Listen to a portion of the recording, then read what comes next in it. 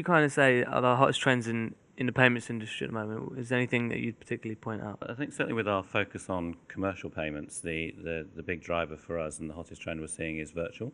So the move away from either physical corporate cards or termed lodge card, where you'd have one card with multiple transactions or payments against it, to one-time use virtual numbers that enable a huge amount of benefits and control, whether it be audit control or cost control with our clients. And we're seeing significant growth and significant opportunity. That's true for the rest of the world too, specifically in Australia. We're seeing a lot of growth there. We're seeing some interest now perk up throughout Asia. So we're moving our Australian operation from a standpoint of going into market within Australia, within Asia.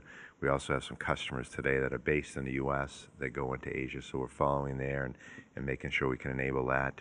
On the virtual aspect of it, I think we're also seeing some mobile activity. Not quite to the payments level yet in that. Obviously, from a virtual aspect, it's not there, but on a fuel side, certainly applications that guide and give direction and specific communication back.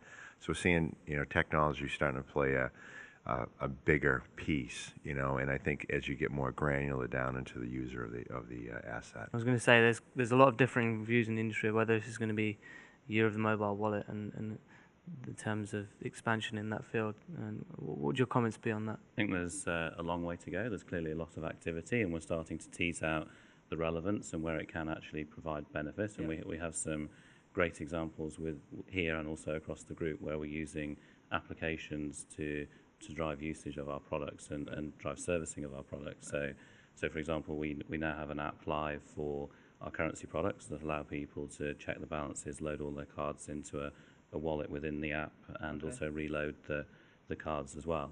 And there are some other good uses across the group, particularly in our fleet card sector, that where we're driving the benefit of apps. We have an app called Octane in the States today that will allow a driver to find where the lowest price fuel is in his area. It will speak to him, give him mapping directions, it's all that, which we're replicating down in Australia now to look at that.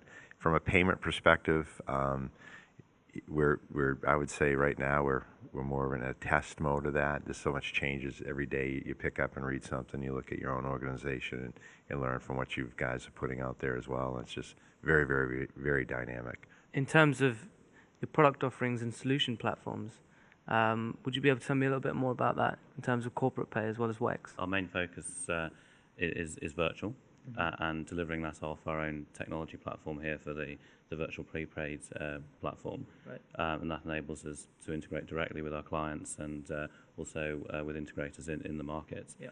And then also our physical product, providing that platform out to our clients, and also in some cases to banks as well, to enable them to launch commercial prepaid propositions. That's where we're seeing the business really driving forward.